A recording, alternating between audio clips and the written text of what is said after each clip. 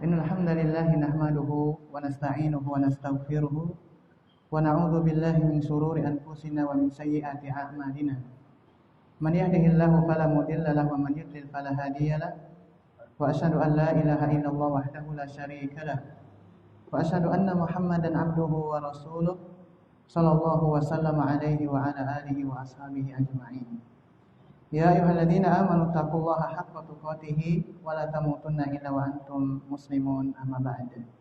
Fa inna asdaqal hadithi kitabullah wa khairal hadi hadi Muhammadin sallallahu alaihi wasallam wa syarrul umuri muhdatsatuha wa kullu muhdatsatin bid'atun wa kullu bid'atin dhalalatun wa kullu dhalalatin finnar. Ikhwani wa akhwati fillah dan pendengar suara radio As-Sunnah rahimani wa rahimakumullah. Puji dan syukur kita tentu selalu kita berikan kepada Allah Subhanahu wa taala atas segala nikmat yang selalu mengalir dalam kehidupan kita semua. Lebih-lebih lagi kita bisa kembali masuk kepada bulan yang sangat begitu mulia, yaitu bulan Ramadan. Bahkan kita ingin memasuki malam yang kelima atau malam yang keenam malam daripada bulan Ramadan tersebut. Tentunya kita akan memanfaatkannya dengan semaksimal mungkin, baik siangnya maupun malamnya daripada bulan Ramadan tersebut. Di satu sisi pula kita khawatir kalaulah kita tidak mampu mengisi Ramadan ini dengan ibadah-ibadah kepada Allah Subhanahu wa taala, kitalah yang didoakan kecelakaan oleh malaikat Jibril alaihissalam dan diaminkan oleh Ar-Rasul sallallahu alaihi wasallam. Ketika Ar-Rasul sallallahu alaihi wasallam turun dari atas mimbar, maka Rasul sallallahu menyebutkan 3 kali amin. Maka seorang sahabat bertanya, apa yang Rasulullah SAW maksudkan daripada ucapannya tersebut? Maka ada 3 golongan yang didoakan oleh malaikat Jibril kecelakaan atas mereka. Di antaranya adalah ragima anfu rajulin, alangkah celakanya seseorang, adraka ramadhana lam yughfar lahu. Bulan Ramadan telah memasuki dirinya tapi dia belum diampuni oleh Allah Subhanahu wa taala. Dakhala an-nar, dan dia masuk ke dalam api neraka Allah Subhanahu wa taala. Wa ab'adahu Allah, dan Allah Subhanahu wa taala menjauhkan dari hamba itu tadi surganya Allah Subhanahu wa taala. Maka Rasulullah SAW mengucapkan amin. Siapa mereka? Kata para ulama adalah mereka yang tidak bisa memanfaatkan bulan Ramadan, baik siangnya maupun malamnya untuk beribadah kepada Allah Subhanahu wa taala. Oleh karenanya jangan sampai kita termasuk hamba-hamba yang didoakan oleh malaikat Jibril kecelakaan dan diaminkan oleh Ar-Rasul sallallahu alaihi wasallam. Oleh karenanya saya yakin betul majelis ilmu ini di antara motivasinya adalah di antaranya untuk memanfaatkan waktu Ramadan ini agar tidak sia-sia. Kita bersama-sama untuk mempelajari ilmu agama kita. Kemudian salawat dan salam tentu pula tidak terlupa oleh kita, selalu kita sampaikan kepada Ar-Rasul sallallahu alaihi wasallam. Demikian pula kepada keluarga-keluarga beliau, sahabat-sahabat beliau, dan semua umat Islam yang berpegang teguh di atas agama Islam ini dengan baik sampai hari kiamat kelak. Ikhwani wa akhwati fillah, a'azzani Allah wa iyyakum jami'an. Alhamdulillah sore hari ini kita bisa bertemu dan berkumpul di salah satu rumah Allah Subhanahu wa taala ini. Kami ucapkan jazakumullahu khairan atas kedatangan antum dalam majelis ilmu ini, dan tentunya saya yakin betul ada hal-hal yang dikorbankan untuk bisa berhadir dalam majelis ilmu ini. Tapi Allah Subhanahu wa taala itu tidak pernah zalim terhadap hamba-hambanya. Ia akan membalas dengan balasan yang lebih hebat daripada pengorbanan-pengorbanan kita semua untuk berhadir di majelis ilmu ini. Jemaah yang dirahmati oleh Allah Subhanahu wa taala, untuk mengisi daripada sore hari daripada bulan Ramadan ini sembari kita menunggu kedatangan berbuka puasa, kita sama-sama akan mempelajari sebuah kitab yang ditulis oleh Asy-Syaikh Abdul Razzaq bin Abdul Muhsin Al-Badar hafizahullahu ta'ala. Saya kira kita tidak perlu membahas biografi seorang ulama ini, karena seorang ulama ini adalah ulama yang sangat masyhur di tengah-tengah kita. Dan juga beliau masih hidup. Abahnya pun termasuk seorang ulama besar yang juga masih hidup di zaman kita sekarang ini. Baik. Buku ini beliau tulis dengan judul As-Sidqu Ma'allahi. Kalau diterjemahkan itu artinya adalah jujur terhadap Allah. Ya. Jujur terhadap Allah atau kejujuran bersama Allah Subhanahu wa taala. Sebenarnya tidak jauh beda, nah, walaupun di sana sedikit ada perbedaan daripada makna daripada kalimat tersebut. Nah, maka guru kami yaitu Al-Ustaz Zaini Sobri hafizahullah taala, beliau me-WA kami, kata beliau judul yang tepat adalah jujur terhadap Allah Subhanahu wa taala. Ini yang paling tepat saja kata beliau. Maka as-sidqu ma'allahi, jujur terhadap Allah Subhanahu wa taala. As-sidqu itu berasal dari kata shadaqa yasduqu, yang maknanya adalah jujur, ya, kejujuran, atau bisa juga kalau dalam kamus-kamus bahasa maknanya adalah ikhlas, yaitu ketulusan. Nah, makna daripada as-sidqu, bentuk masdar daripada kata shadaqa yasduqu. Nah, sidqu atau sidqan. Ma'allahi, terhadap Allah Subhanahu wa taala. Sebenarnya ma'a itu maknanya adalah bersama, kebersamaan, ma'a. Kemudian Allahi, Allah Subhanahu wa taala. Nama yang mulia yang tidak ada siapapun yang berani memberi namanya dengan nama Allah. Sampai orang yang paling sombong pun yang pernah hidup di permukaan bumi tidak berani menamakan dirinya dengan nama Allah, karena ini nama lafzul jalalah yang hanya untuk Allah Subhanahu wa taala semata. Nah, Firaun laknatullahi alaihi, nah, pernah meminjam nama Allah, tapi nama Allah yang lain, yaitu Rabbun. Sebagaimana dalam Al-Qur'an Allah Subhanahu wa taala firman, "Ana rabbukumul a'la." Ini perkataan Firaun, sayalah Tuhan kalian yang paling tinggi. Dia tidak berani menamakan dirinya dengan Allah, karena Allah ini adalah nama yang khusus hanya untuk Allah Subhanahu wa taala saja. Nah, tidak boleh diberikan kepada selain Allah Subhanahu wa taala kecuali ditambah kata sebelumnya seperti Abdullah, maka boleh. Nah, adapun sendiri berdiri Allah, maka ini tidak dibolehkan. Kemudian as-sidqu ditinjau daripada sisi bahasa. As-sidqu ini kedudukannya adalah mubtada. Apa yang dimaksud dengan mubtada? Mubtada itu adalah kata benda yang dimulai awal kalimat. Jadi semua kata benda yang dimulai dengan kalimat, semua kalimat yang dimulai dengan kata benda atau yang disebut dengan isim, maka dia disebut dengan mubtada. Dan mubtada itu diantara cirinya harus bentuknya ma'rifah, ada alif lamnya. Makanya di sini dikatakan as-sidqu, ada alif lam. Nah, kejujuran, artinya kejujuran itu ma'allah. Ma'allah di sini namanya adalah syibhul jumlah. Syibhul jumlah itu menyerupai kalimat tapi belum sempurna. Namanya syibhul jumlah. As-sidqu ma'allahi. Namanya syibhul jumlah dan kedudukannya sebagai khobar mubtada. Karena kalau ada mubtada pasti ada khobar. Nah, maka khobarnya datang dalam bentuk syibhul jumlah. Nah, maka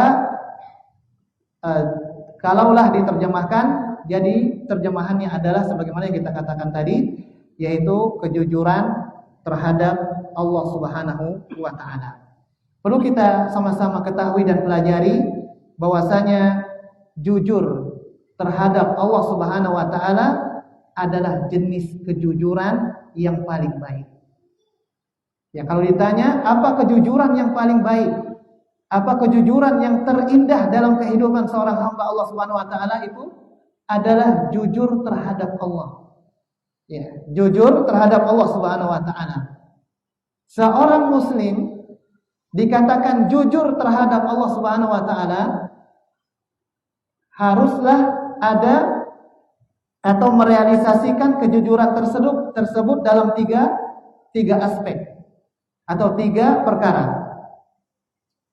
Seseorang dikatakan jujur terhadap Allah Subhanahu wa taala, dia harus merealisasikan atau melaksanakan kejujuran tersebut dalam 3 perkara. Yang pertama adalah jujur dalam iman dan keyakinan yang benar. Yang kedua adalah jujur dalam ketaatan. Dan yang ketiga adalah jujur dalam perilaku yang baik. Kalau ketiga-tiga ini ada pada diri seseorang, maka dialah yang termasuk orang yang jujur terhadap Allah Subhanahu wa taala. Dan ketiga-tiga ini itu Allah sebutkan di dalam Al-Qur'an Al-Karim. Di dalam Quran surat Taibet, terlupakan tadi saya menyebutkan suratnya, tapi ayatnya nanti bisa sama-sama kita cari. Allah Subhanahu wa taala berfirman, "Laisa al-birra an tuwallu wujuhakum qibalal masyriqi wal maghrib." Allah Subhanahu wa taala mengatakan, bukanlah menghadap wajahmu ke arah timur dan barat itu suatu kebajikan. Nah, ini di saat Allah Subhanahu wa taala memindahkan kiblatnya kaum muslimin. Yang awalnya arahnya ke Baitul Maqdis dipindahkan ke arah Ka'bah. Sehingga di waktu itu banyak hamba-hamba Allah Subhanahu wa taala, lebih-lebih lagi ahlul kitab, mereka sangat keberatan, dan juga ada di antara kaum muslimin keberatan dipindahnya daripada arah kiblat tersebut. Nah, maka Allah Subhanahu wa taala menurunkan ayat ini. Ya, Allah Subhanahu wa taala menurunkan ayat ini. Allah Subhanahu wa taala mengatakan, bukanlah menghadap wajahmu ke arah timur dan barat itu suatu kebajikan. Bukan itu yang namanya kebaikan dan kebajikan. Yang namanya kebaikan, Allah mengatakan, walakinnal birra man amana billahi wal yaumil akhir wa malaikatihi wa kutubihi wan nabiyyin. Akan tetapi sesungguhnya kebajikan itu adalah beriman kepada Allah, hari kemudian, malaikat-malaikatnya, kitab-kitabnya, dan nabi-nabi Allah Subhanahu wa taala. Ini berarti yang berhubungan dengan al-i'tiqad, keyakinan. Sebagaimana yang kita katakan tadi, orang yang dikatakan jujur kepada Allah, yang pertama dia jujur dalam keyakinan dia. Maka Allah Subhanahu wa taala mengatakan yang namanya kebaikan itu bukan menghadap sebagaimana yang disebutkan tadi.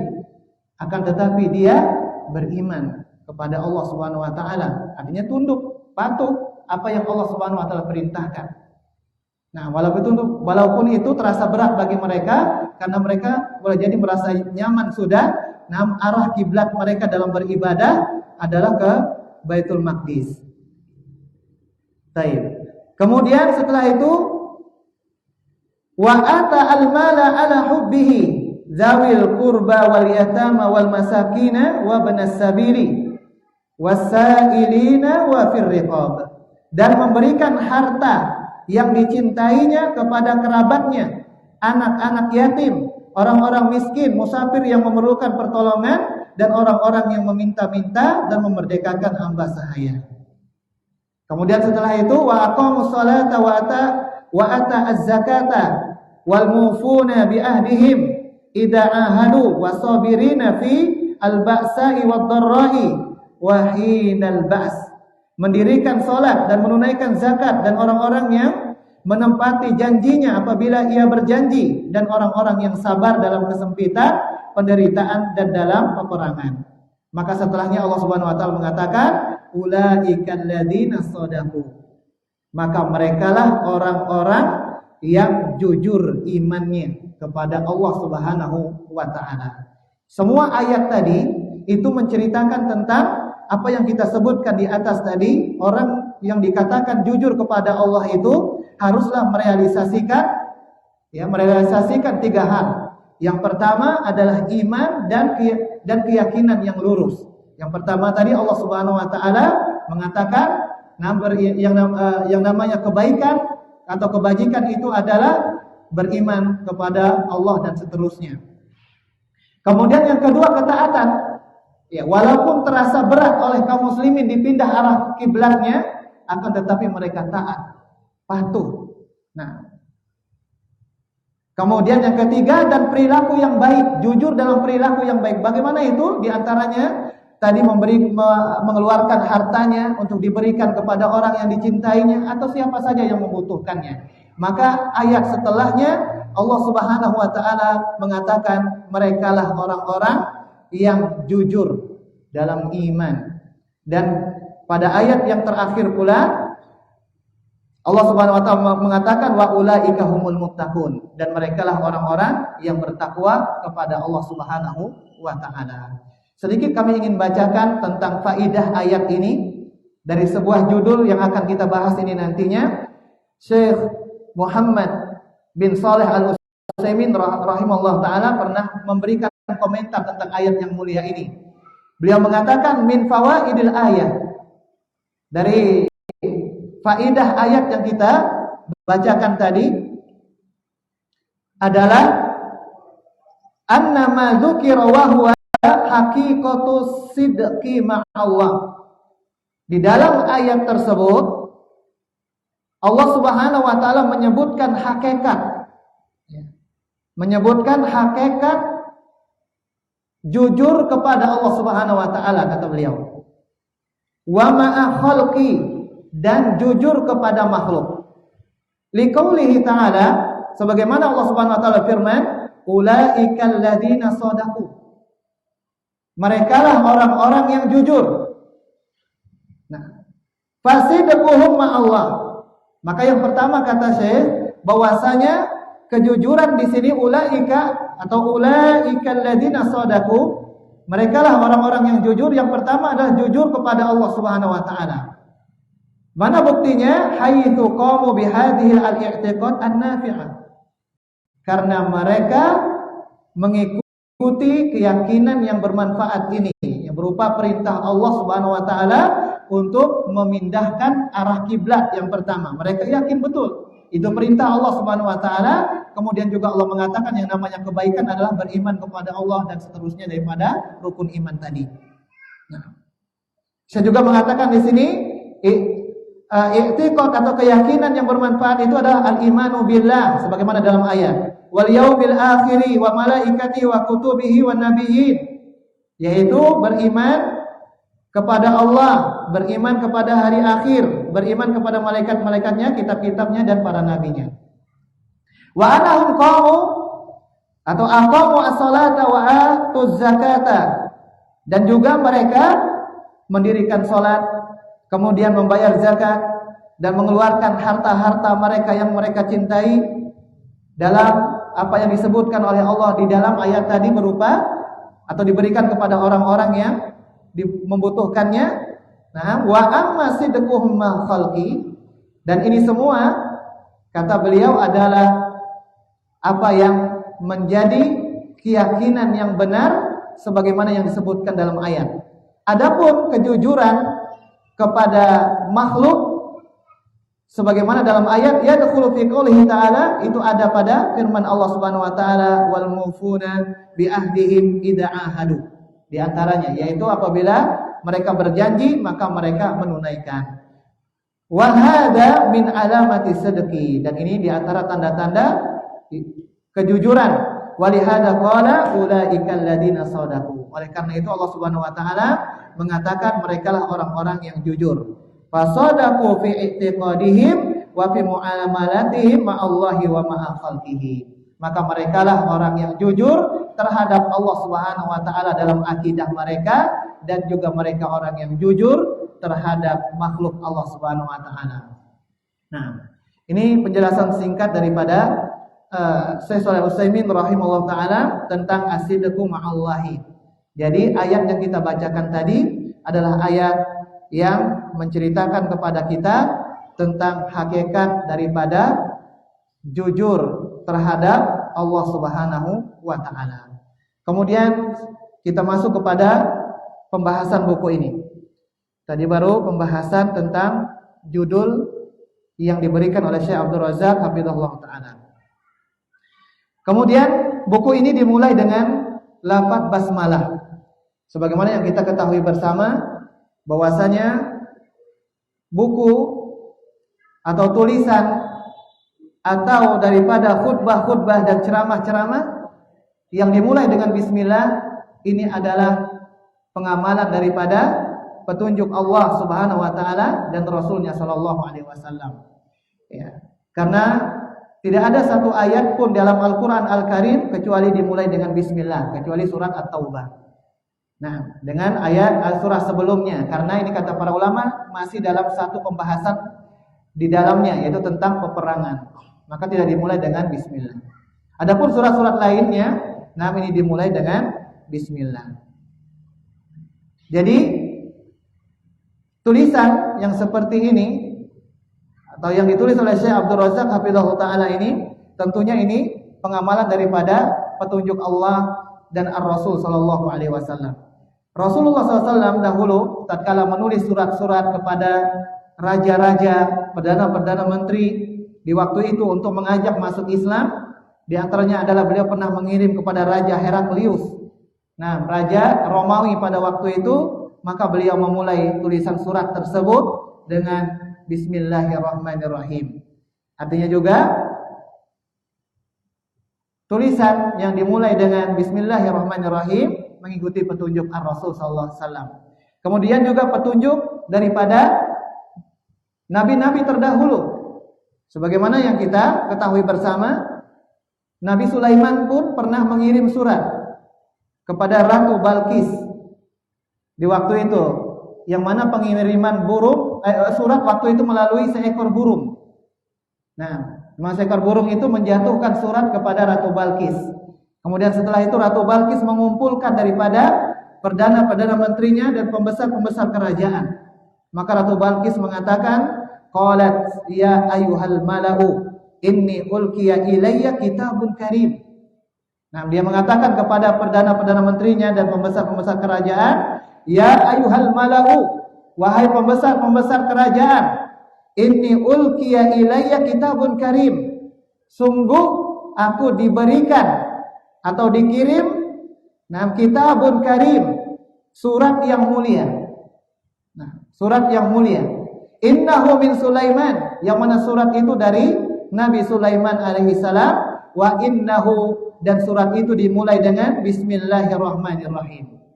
Nah, dan surat itu dimulai dengan Bismillahirrahmanirrahim. Ala ta'alu alayya wa'tuni muslimin. Janganlah kalian sombong kepadaku atau menolak daripada ajakanku. Wa'tuni muslimin, datanglah kalian kepadaku dalam keadaan muslim atau berserah diri kepada Allah Subhanahu wa taala. Ini diantara isi surat yang Allah abadikan, yang ditulis oleh Nabi Sulaiman alaihissalam, dan juga dimulai dengan Bismillahirrahmanirrahim.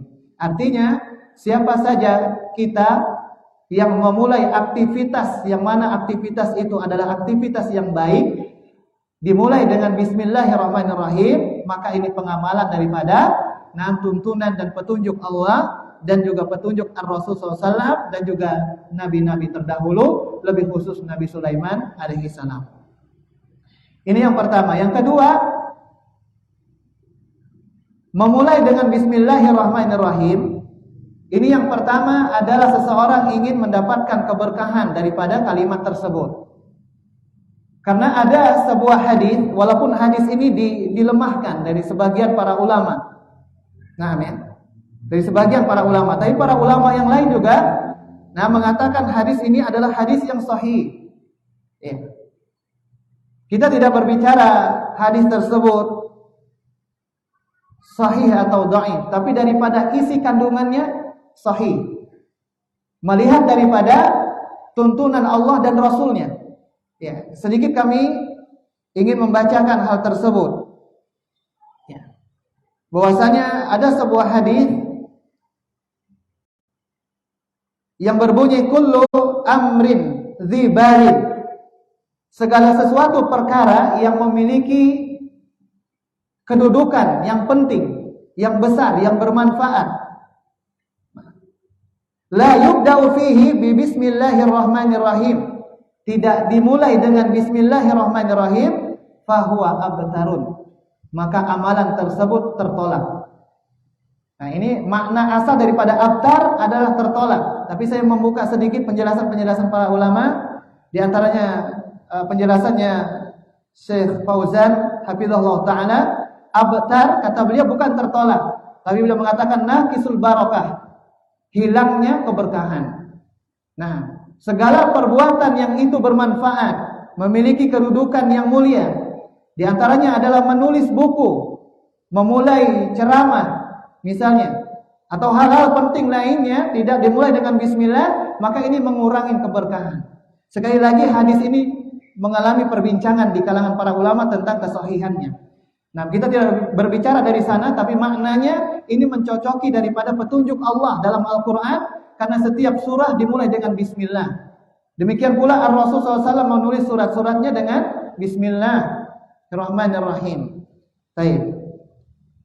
Maka seseorang yang memulai tulisannya dengan bismillah berarti dia ingin mendapatkan keberkahan daripada tulisannya tersebut. Apa sih makna daripada keberkahan? Keberkahan itu adalah ziyadatul khair, yaitu tambahan kebaikan-kebaikan yang dia berharap dengan bukunya ini akan melahirkan kebaikan yang banyak di kalangan kaum muslimin. Nah, maka seseorang yang memulai dengan bismillah, dia berharap keberkahan dari sisi Allah Subhanahu wa taala. Bahkan Syekh Fauzan rahimahullah taala, hamidallah taala, mengatakan orang yang memulai sesuatu yang itu memiliki kedudukan yang penting, termasuk menulis buku, tidak memulai dengan bismillah, berarti dia mengikuti orang-orang barat. Ini kalau penjelasannya Syekh Fauzan, silakan dilihat nanti tatkala beliau menjelaskan atau mensyarah kitab Tauhid punya Syekh Muhammad bin Abdul Wahab di awal-awal. Nah, Syekh Fauzan mengatakan, beliau menjelaskan bismillah ini, beliau di antara penekanan beliau, siapa saja, kata beliau, yang memulai lebih-lebih menulis kitab tidak dengan bismillah, berarti dia mencontohi orang-orang barat. Nauzubillah. Yang kedua, kalau perkataan yang Syekh Shalih Al-Utsaimin rahimahullah taala dalam Usul Salasah menjelaskan juga kitab Syekh Muhammad bin Abdul Wahab, 3 fondasi utama dalam beragama, tatkala menjelaskan bismillah, beliau mengatakan, nah, buku atau tulisan atau yang lainnya yang memiliki kedudukan yang penting tidak bismillah, itu mengurangi keberkahan. Kenapa? Karena dia meninggalkan petunjuk Allah dan sunnah Rasul. Karena dia meninggalkan petunjuk Allah. Allah menulis Al-Quran, menurunkan wahyunya, dimulai dengan bismillah setiap surahnya. Rasulullah juga memulai suratnya, bahkan mengisi ceramah dan nasihat-nasihatnya kepada para sahabat dengan bismillah. Maka kata Syekh Shalih Al-Utsaimin rahimahullah taala, inilah sebab kurangnya keberkahan. Kenapa? Karena meninggalkan petunjuk Allah dan meninggalkan sunnah Ar-Rasul sallallahu alaihi wasallam. Maka dalam buku ini sangat tepat. Nah, bahwasanya buku ditulis dengan atau dimulai dengan lafaz al-basmalah atau bismillahirrahmanirrahim, karena memang menginginkan daripada keberkahan daripada buku tersebut agar melahirkan banyak kebaikan di kalangan kaum muslimin dengan izin Allah Subhanahu wa taala. Yang kedua, sebagaimana yang kita ketahui bersama, ya, dalam bismillah ini kan ada kaidah jar dan majrur. Nah, jar dan majrur, jar itu artinya huruf jar itu adalah huruf yang akan mengkasrahkan kata benda setelahnya. Contoh, di antara huruf jar adalah fi, di atau di dalam. Fil masjidi, di-nya itu wajib kasrah. Fi namanya jar, al masjidi isim majrur. Itu maksudnya. Di dalam bismillah ini juga ada bi termasuk huruf jar. Ismi adalah majrur, isim majrurnya. Makanya bismi, mi dikasrohkan. Tidak boleh seseorang membaca bismu atau bisma, wajib pakai kasroh. Kenapa? Karena dia isim majrur, isim yang dikasrohkan huruf akhirnya, karena sebelumnya ada huruf jar. Nah, di dalam kaidah jar dan majrur ini ada kata yang terhapus dan wajib diakhirkan dan sesuai dengan kondisi. Kalau di sini itu berarti menulis, ya berarti nanti bismillahirrahmanirrahim saya menulis. Maksudnya, kalau di depan kita makanan, Berarti kata kerja yang dihapus itu adalah yang sesuai dengan kondisi itu adalah apa? Makan. Misalnya bismillahirrahmanirrahim, saya makan, diakhirkan. Apa maksudnya? Maksudnya ini adalah beristi'anah. Minta tolong kepada Allah dengan menyebut nama Allah yang Maha Pengasih lagi Maha Penyayang. Saya menulis, saya makan, saya minum. Karena kita hamba-hambanya ini tidak ada sedikit pun daya dan upaya kecuali dari Allah. Ini artinya kelurusan ketawakalan seseorang kepada Tuhannya dan ketergantungannya yang utuh, ketergantungan yang full kepada Allah Subhanahu wa taala dalam aktivitas dia. Dia tidak bisa apa-apa kecuali pertolongan dari Allah Subhanahu wa taala. Maka Syekh Abdul Razak hafizahullah taala memulai kitab ini dengan bismillah, yaitu beliau beristi'anah kepada Allah Subhanahu wa taala. Di antara bukti kelurusan akidah beliau lebih khusus dalam tauhid uluhiyahnya yang berhubungan dengan ketawakalan kepada Allah Subhanahu wa taala, karena di antara bentuk ketawakalan seseorang adalah ketergantungan hati atau jiwa dia kepada Allah Subhanahu wa taala. Maka dalam menulis buku pun beliau sangat bergantung kepada Allah Subhanahu wa taala, karena tidak akan buku ini terselesaikan dengan baik. Tidak terdapat kesalahan-kesalahan dalam tulisan beliau karena kurang ketelitian, mungkin demikian, kecuali semua itu dengan pertolongan Allah Subhanahu wa taala. Maka ini adalah suatu hal yang begitu besar dan juga termasuk petunjuk Allah dan Ar-Rasul sallallahu alaihi wasallam. Kita memulai aktivitas yang memiliki kedudukan dan penting itu dengan lafaz bismillahirrahmanirrahim. Kemudian lafaz ini sekali lagi kami ingatkan, walaupun ini pernah kami sampaikan, tidak boleh.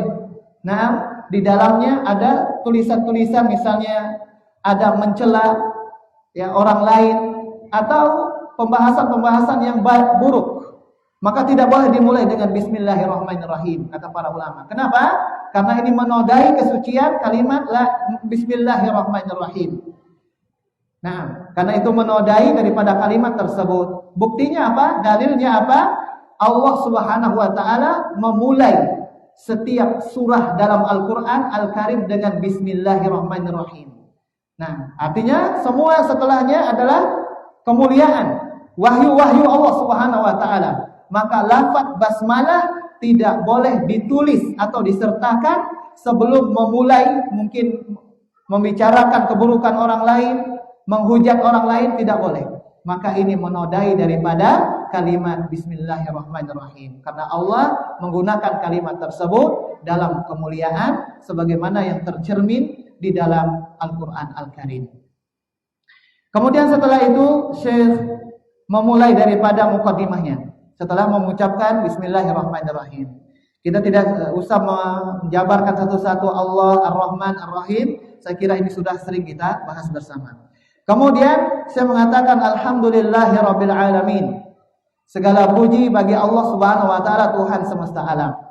Saya sering katakan kata alhamdu, ini pujian yang sempurna. Menggunakan lafaz alhamdu sebagaimana ucapan para ulama, alhamdu ini adalah wasfu al-mahmudi bil kamal. Kata alhamdu ini adalah sifat pujian kepada yang dipuji karena kesempurnaannya. Sempurna dalam zatnya, sempurna dalam sifatnya, sempurna dalam perbuatannya.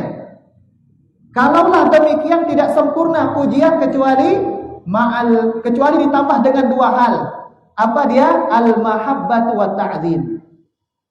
Yaitu dengan kecintaan dan pengagungan. Makanya di dalam alhamdu ini ada pujian yang disertai dengan kecintaan dan pengagungan. Kenapa? Karena alhamdu ini adalah kata atau kalimat yang mengungkapkan sifat pujian kepada yang dipuji yang sempurna dalam zat, sifat dan perbuatannya, yaitu Allah. Maka harus disertai dengan kecintaan dan pengagungan. Karena tidak semua pujian yang ada daripada kecintaan dan pengagungan. Betapa banyak bawahan mencintai atau memuji atasannya. Karena ingin sesuatu saja daripada atasannya, agar gajinya mungkin tidak dipotong, agar tidak diperlambatkan keluarnya. Maka ini bukan alhamdu, kata para ulama. Ini yang disebut dengan ungkapan bahasa Arab dengan kata madaha yang dahu. Nah, al-madhu.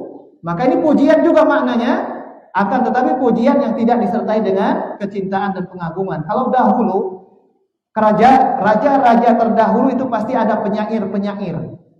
Walaupun rajanya zalim, dia tetap memuji raja dengan pujian-pujian yang hebat. Nah, karena dia takut dibunuh. Nah, kemudian kedua, dia ingin hartanya raja agar dia tetap digaji.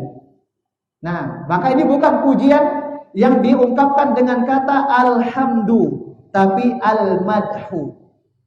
Ya. Kalau kata atau pujian menggunakan alhamdu, berarti itu ada iringan yang disertai dengan cinta dan pengagungan, dan itu hanya untuk Allah Subhanahu wa taala. Alhamdulillahirabbil alamin. Nah, segala puji yang disertai dengan kecintaan dan pengagungan hanyalah milik Allah Subhanahu wa taala. Karena sesungguhnya memang Allah Subhanahu wa taala sangatlah suka dipuji.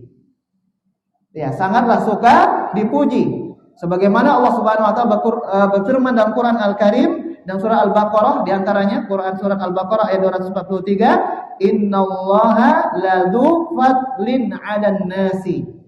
Allah Subhanahu wa taala memuji dirinya sendiri. Sesungguhnya Allah pemilik karunia atau nikmat-nikmat yang ada pada manusia. Ya, Allah Subhanahu wa taala memuji dirinya sendiri, termasuk di dalam apa yang kita bacakan tadi, alhamdulillah. Nah, alhamdulillahirabbil alamin. Ini sesungguhnya Allah memuji dirinya sendiri. Karena memang sesungguhnya Allah Subhanahu wa taala sangatlah suka dipuji. Sebagaimana Rasulullah SAW juga mengatakan dalam hadis riwayat Bukhari Muslim, laisa ahadun ahabba ilaihi al-madhu minallah min ajli dzalika madaha nafsahu. Rasulullah mengatakan tidak ada siapapun yang paling menyukai pujian daripada Allah Subhanahu wa taala. Oleh karenanya banyak di dalam Al-Qur'an Al-Karim Allah memuji dirinya sendiri. Nah, dan siapapun yang memuji Allah Subhanahu wa taala, maka Allah akan mencintainya. Siapapun kita yang banyak memuji Allah Subhanahu wa taala, banyak mensucikan Allah Subhanahu wa taala, maka Allah akan mencintai kita. Bukankah kita pernah mendengar kisah Nabi Yunus alaihi salam? Bahkan Allah khususkan kisahnya dalam Al-Qur'an dan disebut dengan surat Yunus. Nah, Nabi Yunus diuji oleh Allah Subhanahu wa taala dengan ditelan oleh ikan yang begitu besar. Nah, berada di perut ikan yang begitu besar dalam gelap gulita. Tentunya juga bahaya yang akan datang kepada dirinya di dalam perut ikan yang begitu besar. Tapi coba lihat bagaimana Allah menceritakan dan menyelamatkan Nabi Yunus alaihi salam. Nah, Allah Subhanahu wa taala mengatakan, kalaulah Nabi Yunus ini bukan orang yang al-musabbihin, termasuk orang yang banyak memuji Allah Subhanahu wa taala, niscaya dia akan selalu ada dalam perut ikan itu sampai hari kiamat. Nah, dari ayat ini kita bisa melihat bagaimana Allah menolong nabinya. Di antara pertolongan tersebut disentuh dengan pujian-pujian Nabi Yunus alaihi salam yang begitu banyak kepada Allah Subhanahu wa taala, dan itu Allah yang menyampaikannya kepada kita semua. Maka Allah Subhanahu wa taala begitu sangat mencintai dan suka untuk dipuji oleh makhluknya dan mencintai hamba-hamba yang banyak memujinya. Maka banyaklah pujian-pujian kepada Allah Subhanahu wa taala. Nah, zikir-zikir yang memuji Allah Subhanahu wa taala bahkan tidak ada saya melihat, dan kita sama-sama mengetahuinya, zikir pagi dan petang semuanya banyak pujian-pujian kepada Allah. Zikir-zikir apa, doa-doa, nah pasti dimulai dengan pujian-pujian kepada Allah Subhanahu wa taala.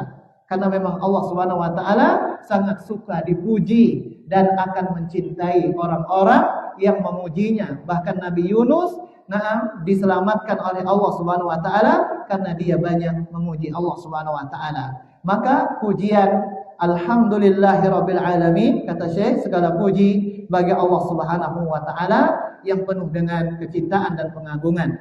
Rabbil alamin. Tuhan semesta alam. Al-alamin ini jamak daripada kata alamun. Ya, alamun berasal dari kata alima ya'lamu, mengetahui. Jadi alam ini berasal dari kata alima ya'lamu, mengetahui. Jadi mungkin juga kita sering mendengar alam semesta. Itu terambil dari bahasa Arab. Kenapa? Apa yang dimaksud dengan alam? Kata para ulama, al-alam adalah segala sesuatu selain Allah Subhanahu wa taala, maka itu namanya alam. Kenapa segala sesuatu selain Allah Subhanahu wa taala dinamakan alam? Karena mereka tahu siapa yang menciptakan mereka. Makanya tidak ada yang mengingkari tauhid rububiyah. Karena semua mengakui kecuali mungkin ya ateis. Tapi kata Syekh Fauzan rahimahullahu taala, hafizahullahu taala, beliau mengatakan apa? Kalaulah orang ateis ingin jujur dari hatinya yang paling dalam, dia pasti mengakui adanya Tuhan. Karena tidak mungkin alam semesta ini ada, bahkan dirinya itu ada sendiri, kecuali ada yang menciptakannya. Baik. Maka segala sesuatu selain Allah Subhanahu wa taala, maka ini disebut dengan alam. Yang disebut juga makhluk. Maka Allah yang menciptakannya. Maka segala sesuatu kenapa disebut dengan alam atau segala sesuatu selain Allah Subhanahu wa taala disebut dengan alam? Karena mereka secara fitrahnya mengetahui siapa yang menciptakan mereka. Kemudian saya mengatakan wa asyhadu an la ilaha illallah wahdahu la syarikalah. Ya, saya bersaksi bahwasanya tidak ada sesembahan yang berhak melainkan Allah Subhanahu wa taala semata dan tidak ada sekutu baginya. Ini adalah kesaksian seorang hamba Allah Subhanahu wa taala terhadap Tuhannya, dan bahkan ini bagian pertama atau setengah yang pertama daripada dua kalimat syahadat. Bagian pertama daripada syahadat seseorang hamba Allah Subhanahu wa taala. Wa asyhadu an la ilaha illallah wahdahu la syarikalah. Dalam ayat ini sebagaimana yang kita ketahui bahwasanya dalam kesaksian ini ada dua hal yang penting perlu selalu dipelajari oleh kita. Yang pertama adalah lafaz la ilaha. Maka ini adalah penafian. Penafian atas segala sesembahan selain Allah. Kemudian illallahu ini adalah penetapan. Makanya kata para ulama dalam kalimat la ilaha illallah ini ada dua rukun yang perlu kita pahami dan pelajari terus. Apa dia? Yang pertama, rukun yang pertama adalah peniadaan, an-nafyu. Meniadakan segala sesembahan selain Allah Subhanahu wa taala. Dan yang kedua adalah penetapan sesembahan hanyalah Allah Subhanahu wa taala. Maka konsekuensinya apa? Daripada kalimat wa asyhadu an la ilaha illallah wahdahu la syarikalah, konsekuensinya adalah ifradullahi bil ibadah. Maka konsekuensi daripada kalimat ini adalah mengikhlaskan segala bentuk ibadah hanya kepada Allah. Kenapa? Karena di dalamnya ada dua rukun tadi. Rukun yang pertama adalah meniadakan segala sesembahan selain Allah Subhanahu wa taala. Yang kedua, menetapkan sesembahan hanyalah Allah. Berarti konsekuensinya adalah memberikan segala bentuk ibadah kita hanya kepada Allah Subhanahu wa taala semata. Dan ini adalah inti daripada agama Islam. Sebagaimana yang kita tahu, al-istislamu lillahi bitauhid. Islam itu adalah berserah diri seutuhnya kepada Allah dengan mengesahkan Allah Subhanahu wa taala. Dan kita tidaklah diperintahkan oleh Allah melainkan untuk menyerahkan segala bentuk ibadah hanyalah kepada Allah. Wa ma umiru illa liya'budullaha mukhlishina lahud-dina hunafa'a. Tidaklah mereka diperintahkan, kata Allah Subhanahu wa taala, termasuk kita hamba-hambanya, kecuali mengikhlaskan segala bentuk ibadah kepada Allah Subhanahu wa taala dalam menjalankan agamanya yang lurus. Jadi agama yang lurus itu adalah agama yang menyerahkan segala bentuk ibadahnya hanya kepada Allah Subhanahu wa taala. Maka siapa saja yang mengucapkan wa asyhadu an la ilaha illallah atau dengan tambahan seperti di sini wahdahu la syarikalah, maka dia tidak boleh untuk memberikan sedikit pun ibadah kepada selain Allah Subhanahu wa taala. Kalaulah itu terjadi dalam diri seorang hamba, berarti dia menodai kalimat tersebut. Nah, menodai daripada kalimat la ilaha illallah atau syahadat dia. Ini yang pertama. Yang kedua, wa asyhadu anna Muhammadan abduhu wa rasuluhu. Ya. Dan saya bersaksi, kata Syekh, bahwasanya Nabi Muhammad adalah hamba Allah. Ya, Nabi Muhammad itu juga seorang hamba. Apa tujuannya? Kita bersaksi bahwasanya Nabi Muhammad SAW adalah hamba agar tidak berlebih-lebihan dalam mengagungkan dan memuliakan beliau.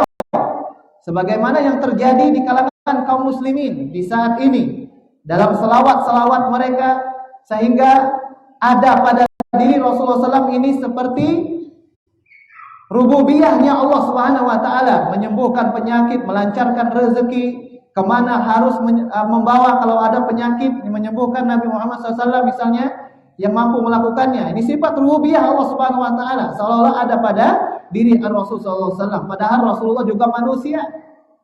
Nah, kemudian wa rasuluhu, dan rasulnya. Nah, ini yang membuat kita memuliakan Rasulullah SAW, tapi sesuai pada tempatnya. Nah, karena beliau manusia, tapi beliau manusia yang lebih daripada kita. Beliau adalah utusan Allah Subhanahu wa taala.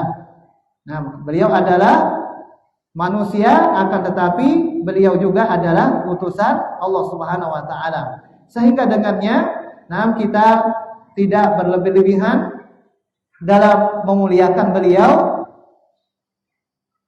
sebagaimana yang terjadi dalam kehidupan kaum muslimin, dan itu terlihat dalam selawat-selawat yang sering mereka kumandangkan atau dalam doa-doa yang lainnya. Nah, terkadang itu pun nampak dengan jelas.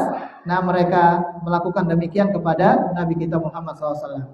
Kemudian yang kedua, bahwasanya kalimat asyhadu anna Muhammadan Rasulullah, atau ditambah na'am asyhadu anna Muhammadan abduhu wa rasuluhu, sebagaimana yang Syekh lafadzkan daripada mukadimahnya ini berkonsekuensi.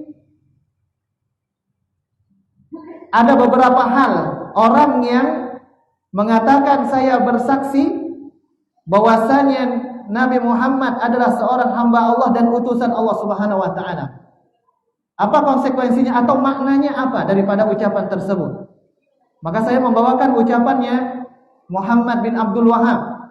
Makna daripada syahadat atau ungkapan seseorang saya bersaksi bahwasanya Nabi Muhammad adalah hamba Allah dan utusan Allah Subhanahu wa taala adalah ta'atuhu fima amar, kata beliau, wa tasdiquhu fima akhbar, wa tinabu ma anhu naha wa jazar, wa alla yu'badallahu illa bima syara'a. Jadi makna daripada syahadat bahwasanya Nabi Muhammad SAW adalah hamba Allah dan utusan Allah adalah taat kepada apa yang beliau perintahkan. Ya, taat kepada apa yang beliau perintahkan. Ini penting untuk diketahui oleh seseorang. Siapa saja yang bersaksi dengan hal tersebut bahwasanya Nabi Muhammad adalah utusan Allah, maka dia wajib taat apa yang diperintahkan oleh Ar-Rasul SAW. Kemudian yang kedua, wa tasdiquhu fima akhbar, dan membenarkan apa yang dikabarkan oleh Ar-Rasul SAW. Karena Rasulullah SAW itu mengabarkan hal-hal yang kadang-kadang gaib tentang kaum-kaum terdahulu, dikabarkan oleh Ar-Rasul SAW. Kemudian juga kabar-kabar yang belum terjadi, tanda-tanda hari kiamat, bercerita tentang surga, bercerita tentang neraka, yang semuanya itu adalah gaib, diceritakan oleh Ar-Rasul SAW. Maka seseorang yang mengaku dan bersyahadat terhadap asyhadu anna Muhammadar Rasulullah, maka wajib untuk membenarkan semua apa yang dikabarkan oleh Rasulullah SAW.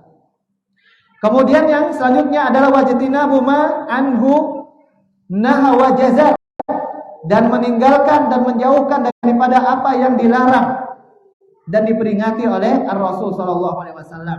Tidak boleh didekati. Ini daripada konsekuensi daripada ucapan seseorang asyhadu anna Muhammadar Rasulullah. Kemudian yang terakhir, dan ini poin yang paling penting, ya, daripada konsekuensi kalimat itu tadi, ini konsekuensi yang sangat penting dan wajib untuk diikuti juga. Bahkan ini adalah inti daripada ucapan asyhadu anna Muhammadar Rasulullah. Apa dia? Wa alla yu'badallahu illa bima syara'a. Yaitu tidak beribadah kepada Allah Subhanahu wa taala kecuali dengan syariat yang dibawa oleh Rasulullah SAW. Betapa banyak orang yang dia juga bersyahadat dengan syahadat tersebut. Dia juga membenarkan apa yang beliau bawa dan menjauhkan diri daripada apa yang beliau larang dan peringati. Taat kepada perintah-perintahnya, akan tetapi tidak mengikuti daripada petunjuk-petunjuk beliau. Kita sudah sering sampaikan untuk selalu mengingatkan kita, karena amalan itu tidak cukup untuk dilakukan hanya dengan ikhlas saja. Nah, ya, seperti bulan Ramadan ini misalnya, zikir berjamaah, ada selingan-selingan selawat di antara pergantian sholat tarawih, rakaat berikutnya. Nah, tidak ada petunjuk daripada Rasulullah SAW walaupun niat mereka baik.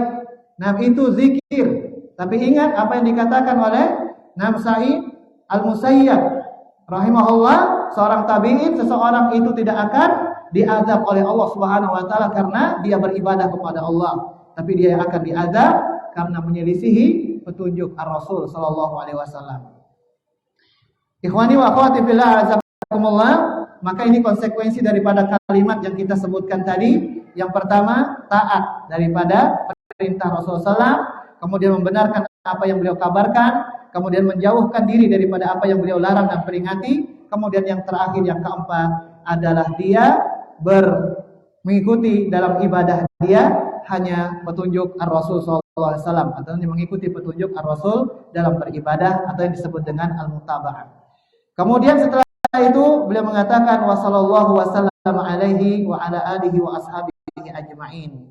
Dan semoga selawat Allah dan salam Allah Subhanahu wa taala atas beliau dan atas sahabat-sahabatnya dan atas semua kaum muslimin. Kemudian amma ba'du, kata beliau. Adapun setelah itu lagi. Ini di antara sunnah juga seseorang memisahkan antara muqaddimahnya atau memuji Allah kemudian bertasyahud, kemudian dipisah dengan amma ba'du. Ini kata para ulama di antara perhatian yang begitu besar daripada seseorang terhadap apa yang beliau ingin sampaikan. Dia tidak mau menggabungkan antara pujian kepada Allah, kemudian tasyahud kepada Allah dan kepada Nabi, dan orang-orang soleh setelahnya. Nah, kemudian dengan amma ba'du. Nah, kemudian juga sebagaimana yang kita sebutkan tadi, amma ba'du termasuk daripada sunnah Rasulullah SAW. Karena Rasulullah SAW dahulu selalu menggunakan kalimat tersebut sebelum memulai daripada kalimat-kalimat atau penyampaian-penyampaian beliau. Kemudian siapa yang pertama kali menyebutkan amma ba'du, ini terjadi ikhtilaf di kalangan para ulama. Dan rasanya ini sudah kita bahas juga tentang perkara yang mulia ini. Nah, mungkin kita tidak membahasnya kembali. Ini terjadi perbedaan pendapat di kalangan para ulama siapa yang menyebutkannya pertama kali. Nah, ya. Tapi pendapat yang paling kuat adalah Nabi Daud alaihi salam. Nah, yang menyebutkan amma ba'du pertama kali yang disebut dengan faslul khitab, pemisah antara muqaddimah, sanjungan-sanjungan tasyahud, kemudian setelahnya baru pembahasan atau pembicaraan daripada yang ingin menyampaikan. Intinya amma ba'du adalah termasuk sunnah daripada Ar-Rasul sallallahu alaihi wasallam yang selayaknya juga kita menghidupkannya, Nah, sebelum kita memulai pembicaraan, termasuk juga memulai tulisan-tulisan kita. Termasuk apa yang dicontohkan oleh Syekh Abdul Razak hafizahullah taala di dalam buku beliau ini.